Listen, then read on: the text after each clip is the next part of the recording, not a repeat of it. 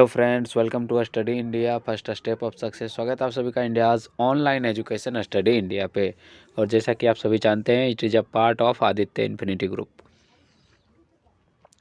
चलिए, तो कल मैंने आपको नैनर्ट समीकरण बता दिया है, व्हीटस्टोन सेतु बता दिया है, ठीक है। और व्हीटस्टोन सेतु का यूज जो है किस तरह से करते हैं, तो वो भी मैंने आपको बता दिया है।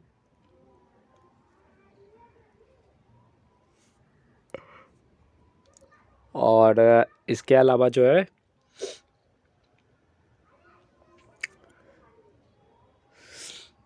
शेल स्थिरांक जो है मैंने बता दिया आपको। तो आज हम लोग जो है क्या पढ़ने वाले हैं, आज हम लोग पढ़ने वाले हैं कोलराउस का नियम। उसके बाद जो है बैटरी के बारे में पढ़ने वाले हैं कि बैटरी कितने प्रकार के होते हैं। उसके बाद जो है फैराडे के नियम पढ़ने वाले हैं। फैराडे ने 2 नियम दिए हैं। तो बिल्कुल आज जो है आपका थ्योरी पार्ट रहने वाला है, ठीक है। बिल्कुल आज जो है आपका थ्योरी पार्ट रहने वाला है, ठीक ना। और इसमें से जो है आपको 1 या 2 क्वेश्चन देखने को मिलेगा, ठीक है। तो ध्यान से थोड़ा जो है क्लास को कीजिएगा। और क्लास को जो है सबसे पहले तो क्लास को जो है आप सभी शेयर कर दीजिए, सभी जगह व्हाट्सएप, फेसबुक, टेलीग्राम सभी जगह जो है आप लोग शेयर कर दीजिए, जिससे कि आपको जो है आने वाले समय में जो है मतलब जब भी क्लास जो है चलता है, यानी डेली आपका क्लास कितने बजे से चलता है, 9 बजे से चलता है ये क्लास। आपका मंडे टू सैटरडे चलता है, ठीक ना। संडे को क्लास बंद रहता है। तो सबसे पहले जो है क्लास को आप शेयर कर दीजिए, ओके।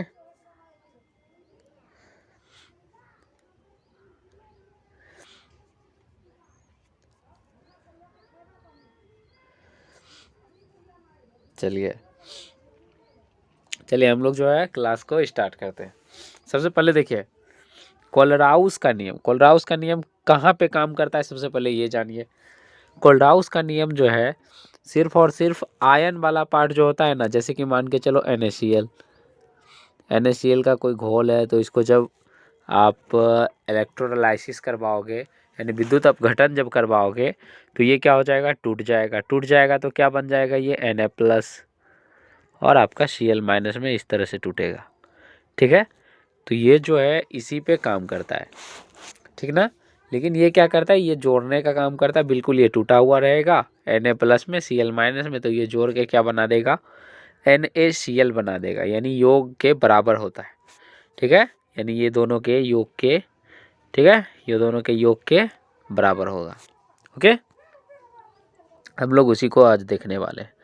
उसी के लिए जो है कोलराउस ने एक नियम दिया है। और इसमें क्या कहा है कोलराउस ने, तो देखिए ये जो आपको थोड़ा सा डार्क करके दिख रहा होगा, ठीक ना, ये देखो, ये 3 लाइन जो है आपको कोलराउस का नियम जब भी पूछे, तो आपको यहाँ से जो 3-4 लाइन दिख रहा है, ये आपको एकदम बिल्कुल याद कर लेना है, ठीक है, ओके। चलिए मैं आपको जो है एक बार बता देता हूँ कि क्या याद करना है इसमें, कहाँ से याद करना है। आपको यहाँ से याद करना है। यहाँ देखो इस लिखा हुआ है ना, तो आपको लिखना है कोलराउस के नियम के अनुसार, यहाँ पे लिखना है कोलराउस के नियम के अनुसार एक विद्युत अपघट्य सीमांत मोलर चालकता के उसके धनायन एवं ऋणायन के अलग अलग योगदान के योग के बराबर होता है। बस इतना लिखना है आपको, ठीक है, के बराबर निरूपित किया जाता है या बराबर होता है, कोई दिक्कत नहीं, ठीक है। बस आपको इतना ही लिखना है कोलराउस के नियम में, यहाँ तक, यहाँ से आपका यहाँ तक। रुकिए मैं आपको कलर चेंज कर लेता हूँ एक बार थोड़ा सा। ये देखिए मैंने आपको जहाँ पे भी ब्लू कलर से टिक करूँगा, आपको वहाँ से लिखना है। ये देखिए यहाँ से आपको के बराबर होता है, यहाँ पे बराबर लिखा हुआ है ना, ये बराबर यहाँ आपको लिखना है होता है, ठीक है, या फिर यहाँ तक आप लिख सकते हैं बस, ठीक है। तो इसको जो है कोलराउस का नियम बोलते हैं। इसके अलावा जो है आपको क्या करना है, समीकरण लिखना है इसका।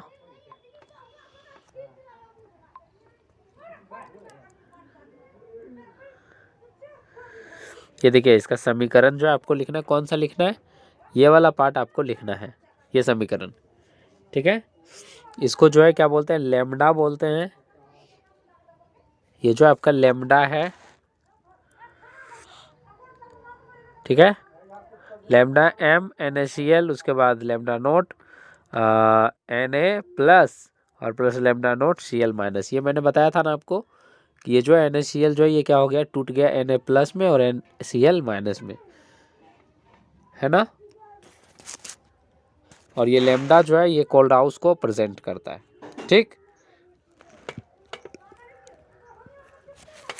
ओके, अब एक चीज़ और जान लीजिए कि कोल्डहाउस का नियम जो है, जानने का क्या मतलब है, कोल्डहाउस नियम से क्या क्या फायदा होने वाला है।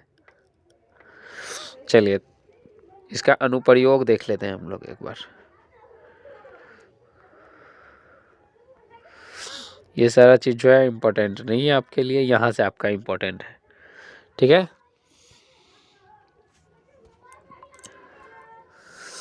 चलिए यहाँ से जो है आपका इम्पोर्टेंट है, ये देखिए, इससे हम लोग क्या कर सकते हैं, किसी भी अपघट्य, यहाँ देखिए, किसी भी अपघट्य के आयनों के लैम्डा नोट के मान से लैम्डा एम नोट का क्या कर सकते हैं, परिकलन करना संभव है, ठीक है ना, यानी निकाल सकते हैं, ठीक ना।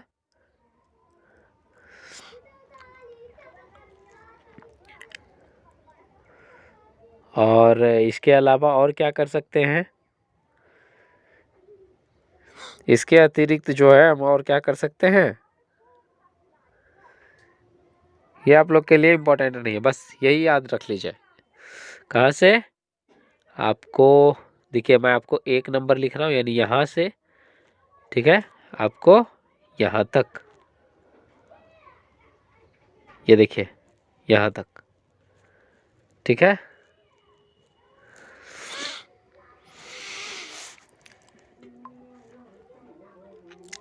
कोल्डहाउस का नियम वैसे जो है, अगर मेरे पास टाइम रहता तो मैं इसको प्रूव्ड करके जो है बताता आपको। तो ये जो है बहुत बड़ा है रूल, लेकिन प्रूव्ड करने का यहाँ पे कोई मतलब नहीं है, क्योंकि आपका एग्ज़ाम जो है नज़दीक है, तो आप जो है उसी से न्यूमेरिकल आपका हो जाएगा। इस तरह का न्यूमेरिकल पूछता है, एक बार जो है आप लोग देख लीजिएगा इसको, ठीक है। और कोई भी दिक्कत होता है तो फिर जो है बताइएगा, ओके। ये 3 न्यूमेरिकल जो है बताए हुए हैं, ठीक है। अब आ जाता है आपका फैराडे के नियम, ठीक ना। और ये फैराडे का नियम जो है क्यों दिया गया, तो देखो फैराडे का नियम किस लिए दिया गया, तो ये किसके लिए दिया गया, तो ये दिया गया आपको विद्युत अपघटन के लिए। फैराडे जो है किस चीज़ के लिए नियम दिए, विद्युत अपघटन के लिए। और इसीलिए इसको क्या बोला जाता है कि फैराडे का विद्युत अपघटन नियम, क्या बोला जाता है इसको, फैराडे का विद्युत अपघटन का नियम बोला जाता है, ठीक है। फैराडे ने 2 नियम दिए हैं, कितना नियम, ये जो है आपको 2 नियम दिए हैं, तो हम लोग जो है दोनों नियम को देख लेते हैं, ठीक है। जैसा कि मैंने आपको बताया है कि इसमें जो आपको सीखने के लिए जो है यहाँ पे आपको सिर्फ एक इसमें समीकरण है जो कि मैं आपको बताऊंगा, बाकी बात समीकरण नहीं है, एक्चुअली फार्मूला ही मान के चलो उसको, जो कि आप पहले ही पढ़ चुके हो 10th में, बस वही फार्मूला है यहाँ पे। उसके अलावा आपको जो है थ्योरी पार्ट है, जिसको कि आपको बिल्कुल ही क्या करना पड़ेगा, याद करना पड़ेगा, ठीक है। जो समझाने लायक होगा उसको मैं समझाने का कोशिश करूंगा, अदरवाइज आपको जो है यहाँ पे याद करना पड़ेगा। ये देखो विद्युत अपघटन का जो पहला नियम है ये तो एक्चुअली ठीक है, कोई दिक्कत नहीं है, लेकिन इसका जो दूसरा नियम है वो आपको बिल्कुल ही याद करना पड़ेगा। चलो देखो यहाँ पे पहला नियम, तो पहला नियम क्या कहता है,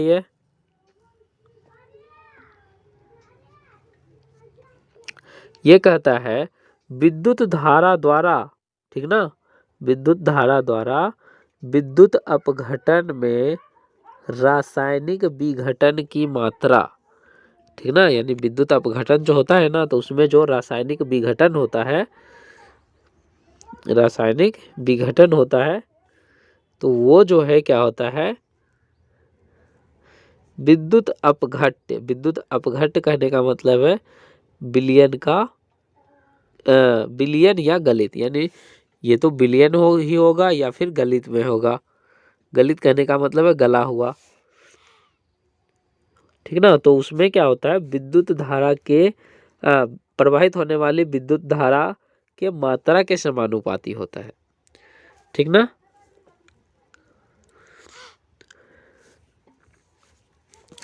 ये आपको बिल्कुल ही याद करना है, ठीक ना। और इसके अलावा जो है आपको यहाँ पे एक चीज़ और याद करना है। चलिए, तो इसको जो है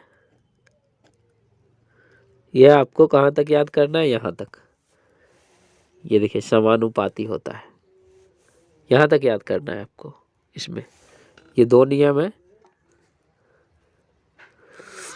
ठीक है। वो पहला नियम था, ये दूसरा नियम है, दोनों आपको याद करना है।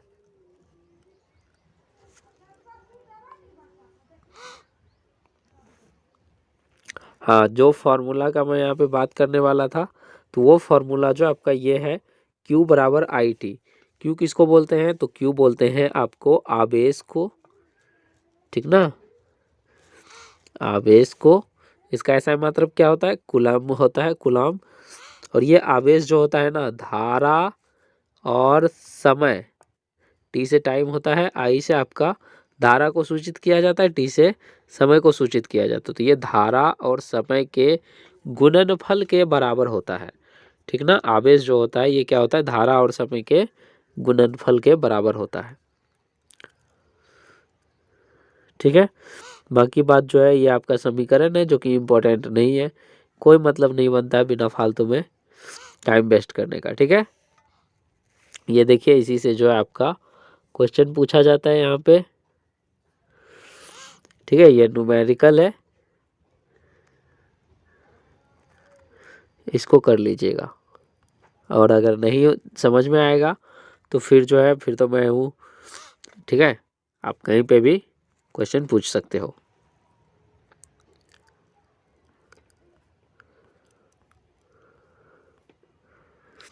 चलिए, ये इम्पोर्टेंट नहीं है।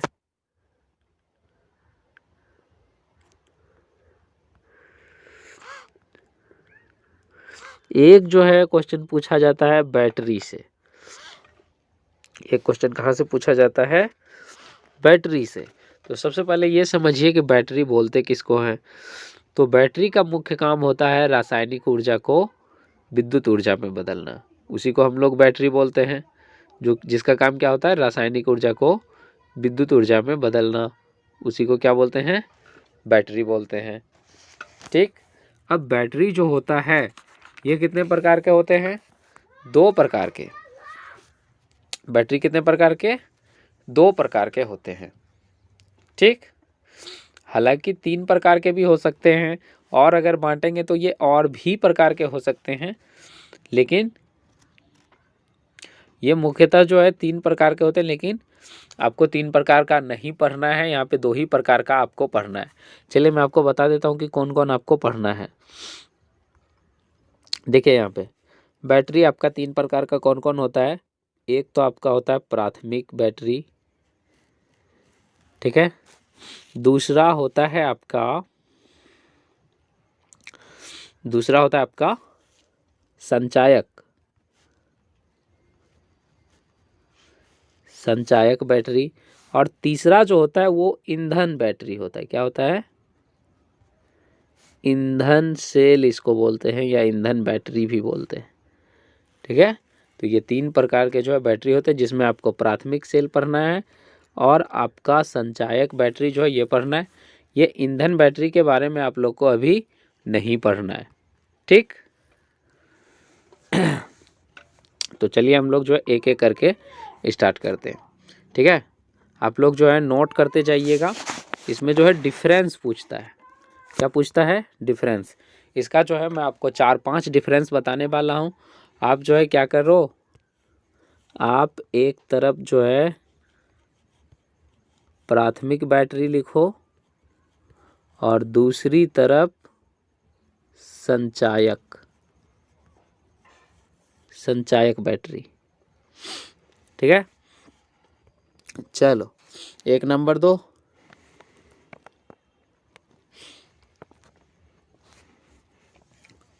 1 नंबर दे दिए होंगे आप लोग।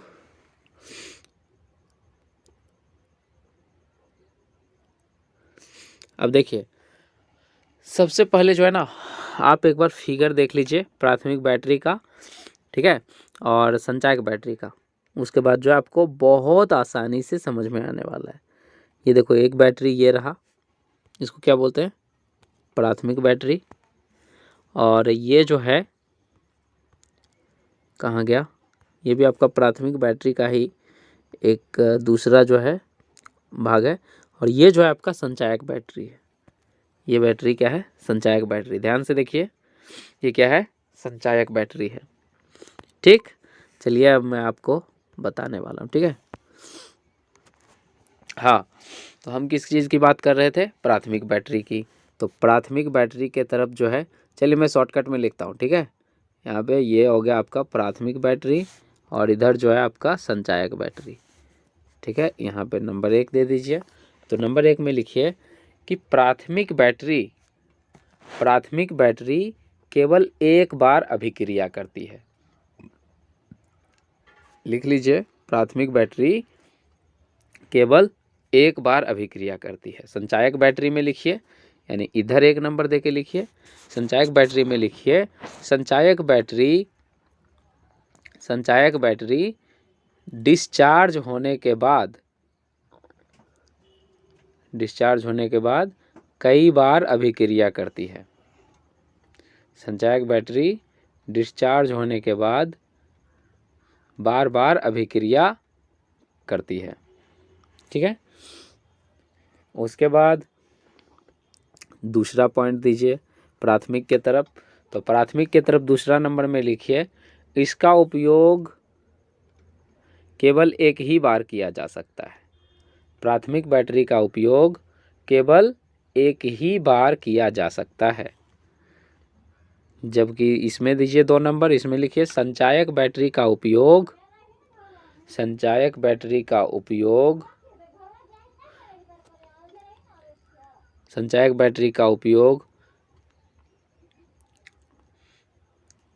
बहुत बार किया जा सकता है, या एक से अधिक बार किया जा सकता है। संचायक बैटरी का उपयोग काफ़ी बार किया जा सकता है, ठीक ना। यानी कि इसका उपयोग जो है ना, ये एक ही बार करोगे बस ख़त्म। जबकि इसको जो है एक बार मतलब क्या करोगे, डिस्चार्ज हो जाएगा तो फिर से चार्ज करोगे तो ये फिर से चार्ज हो जाएगा, ठीक। जबकि ये चार्ज फिर से नहीं होगा, ठीक। इतना बात समझ में आ गया होगा आपको। अब देखिए नंबर 3 दीजिए इधर प्राथमिक बैटरी के तरफ।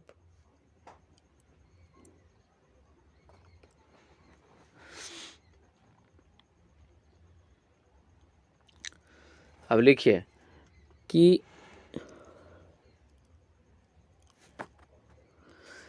इस बैटरी का उपयोग, अब उपयोग की बात करते हैं। प्राथमिक बैटरी का उपयोग किसमें होता है? छोटे उपकरणों में होता है। प्राथमिक बैटरी का उपयोग किसमें? छोटे उपकरण में जैसे क्या हो जाएगा? टॉर्च, रेडियो, घड़ी, ये सारा चीज़ लिख सकते हैं। प्राथमिक बैटरी का उपयोग छोटे उपकरण में किया जा सकता है, जबकि संचायक बैटरी का उपयोग बड़े बड़े उपकरणों में किया जा सकता है। जैसे कि दे दीजिएगा वाहन, ठीक ना। संचायक बैटरी का उपयोग बड़े बड़े उपकरणों में किया जा सकता है, जैसे कि वाहनों में, ठीक ना। या गाड़ी लिख सकते हैं आप, कार लिख सकते हैं, ट्रैक्टर लिख सकते हैं, ट्रक लिख सकते हैं, ठीक है। इन सब चीज़ में जो है जो बैटरी लगी हुई होती है वो संचायक बैटरी होती है, ठीक है। और लिखना है आप लोग को, अगर और लिखना है तो और भी आप लिख सकते हैं कि प्राथमिक सेल का जो है, हाँ चलिए 5 डिफरेंस आप लिख ही दीजिए, 4 डिफरेंस लिखिए, चलिए छोड़िए 5 नहीं लिखिए। चौथा नंबर लिखिए आप, प्राथमिक सेल का उपयोग जो प्राथमिक सेल का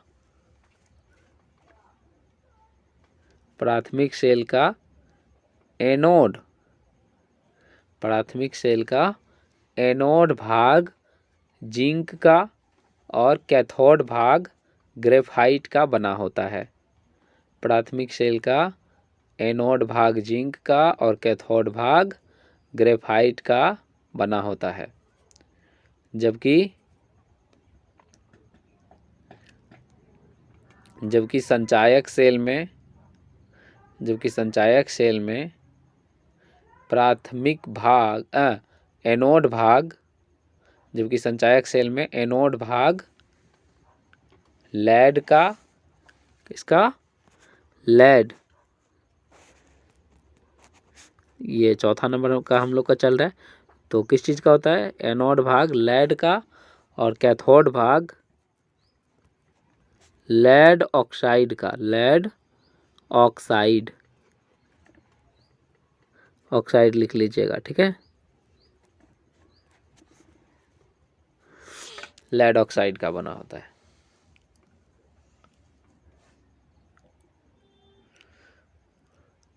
पांचवा नंबर भी आप लिख सकते हैं, चलिए आपको लिखना है तो लिख लीजिएगा, अदरवाइज नो प्रॉब्लम।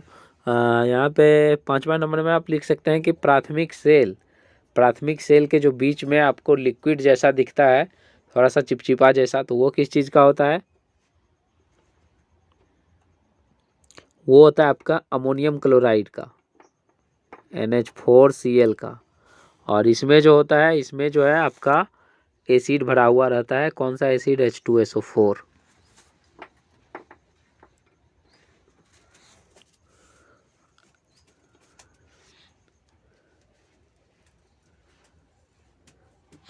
ठीक है,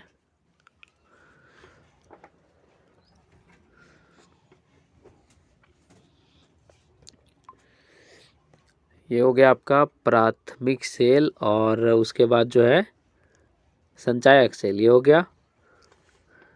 अब आप लोग जो है देख लीजिए एक बार ईंधन सेल।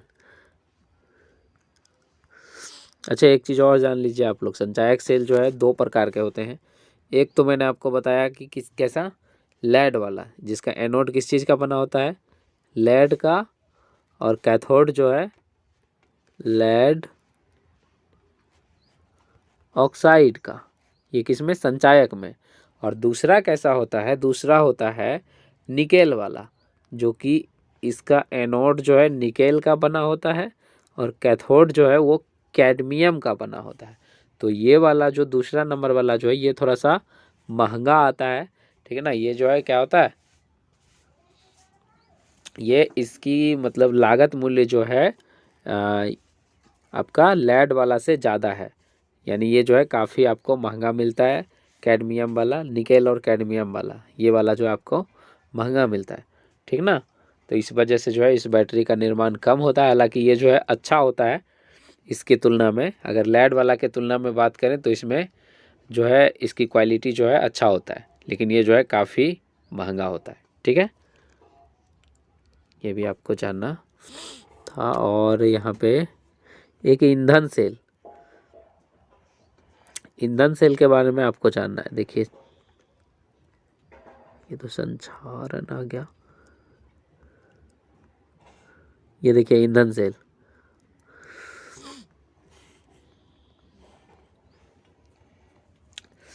सबसे पहले जो है ईंधन सेल के अगर हम बात करें तो ईंधन सेल में जो है, ईंधन सेल सबसे पहले बनाने का ज़रूरत क्यों पड़ा, तो आप लोग जो है 10th में पढ़े होंगे या फिर आप लोग जो है और भी 11th में भी पढ़े होंगे कि ईंधन कहने का मतलब सबसे पहले ईंधन किसको बोलते हैं। तो जैसे कि ईंधन होता क्या है, तो जैसे पेट्रोल, कोयला, ठीक है, या फिर आपका कोई सा भी गैस, हाइड्रोजन गैस हो गया, मीथेन गैस हो गया, तो ये सारा चीज़ क्या है जो कि जलने के बाद क्या देता है, ऊष्मा देता है।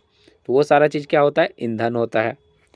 अब ईंधन से जो है विद्युत ऊर्जा कैसे प्राप्त करेंगे, ईंधन से विद्युत ऊर्जा प्राप्त करने के लिए आपको क्या करना होगा, आपको सबसे पहले जो है वाष्प बनाना होगा। आपको क्या बनाना होगा, वाष्प। और वही वाष्प का उपयोग जो है टरबाइन को घुमाने में किया मतलब होगा, और वही जब टरबाइन घूमेगा तब जाके विद्युत ऊर्जा जो है प्राप्त होगा। तो ये तो थोड़ा सा लंबा प्रोसेस हो जाता था, ठीक है। तो इसी को स्मॉल प्रोसेस करने के लिए, यानी छोटा करने के लिए ईंधन सेल का निर्माण जो है किया गया। ईंधन सेल, अब लिखिएगा ईंधन सेल किसको बोलते हैं, तो लिखिएगा ईंधन सेल, ईंधन सेल क्या करता है, ईंधन सेल क्या है, तो लिखिएगा ईंधन सेल एक प्रकार का गैल्वेनी सेल है।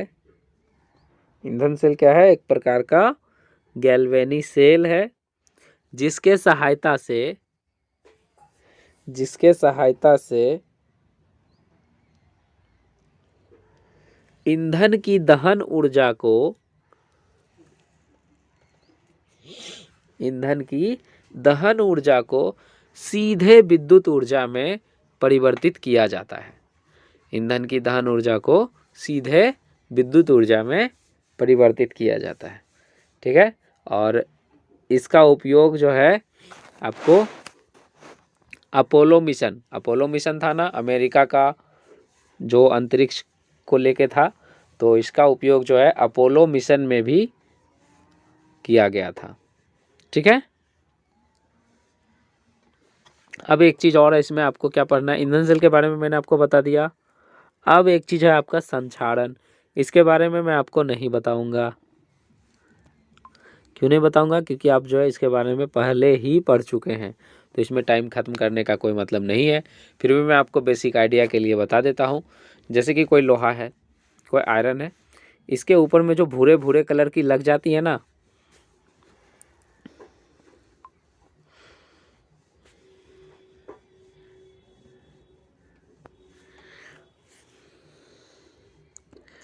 ये देखो भूरे भूरे कलर की जो है इसमें क्या होता है, जंग लगता है। ठीक है, इस कलर का जो है लोहे पे जंग लगता है।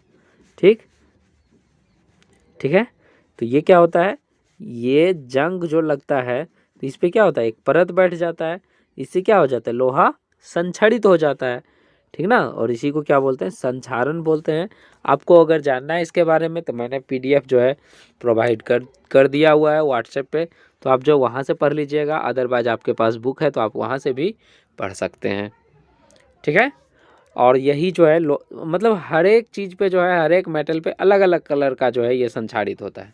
लोहा पे जो है ऑक्साइड होके जो है आपको ऑक्सीकृत होके क्या बनाता है, ये संक्षारित होता है, जिसको क्या बोलते हैं, जंग बोलते हैं। उसके बाद फिर अगर ये मान के चलो कॉपर का है, तो कॉपर का कलर तो कैसा लाल होता है, तो इस पे किस कलर का होता है, मान के चलो ये अब क्या है, कॉपर है, ये क्या है, कॉपर है। तो कॉपर पे अगर कॉपर संक्षारित होगा तो कॉपर संक्षारित किस तरह से होगा, ये जो है आपका इस तरह से संक्षारित होगा। ये देखो, ये इस तरह से कॉपर पे जो है कैसा बैठता है, संक्षारित होता है। ये हरा हरा कलर का जो है आपको दिखने वाला है कॉपर पे। ठीक ना, हरे कलर की परत जो है कॉपर पे बैठता है, और एल्युमिनियम पे भी आपका हरे कलर की परत बैठता है, चांदी पे काले रंग का परत बैठता है।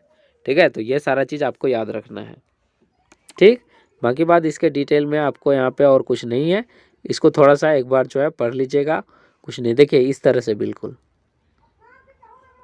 इस तरह से। अब संक्षारण को पढ़ने का जरूरत क्यों पड़ा यहाँ पे, ठीक है ना, यहाँ पे पढ़ने का जरूरत फिर क्यों पड़ा है, हम लोग तो 10th में ही पढ़ चुके थे।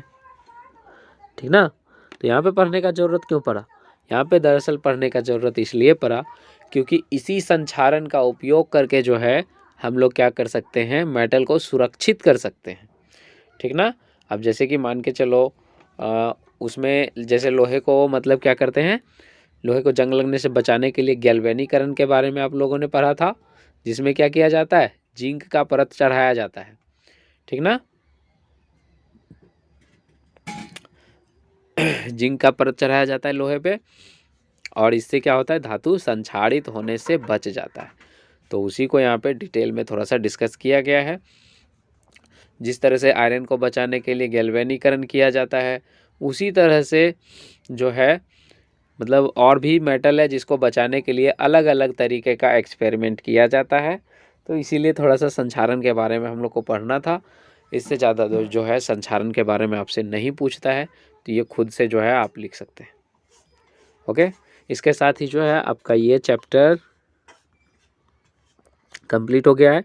इसमें आपको और भी और ज़्यादा कुछ पढ़ना नहीं है। ठीक है, ओके, तो मिलते हैं आपको अब नए मतलब कल मिलते हैं।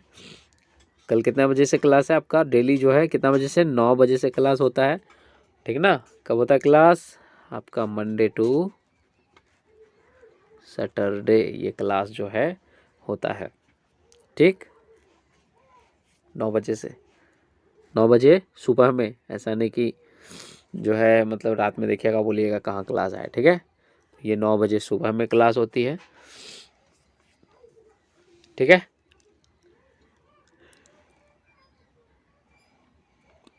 चलिए, तो उम्मीद है कि आप लोग जो है रेगुलर क्लास कर रहे होंगे, ठीक ना?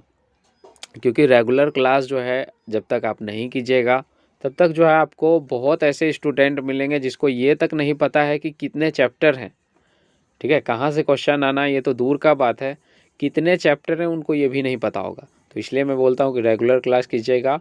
और अगर आप एक नए स्टूडेंट हैं तो चैनल को सब्सक्राइब कर लीजिएगा, क्योंकि इससे जो है आपको आने वाले समय में काफ़ी बेनिफिट देखने को मिलेगा, ठीक है।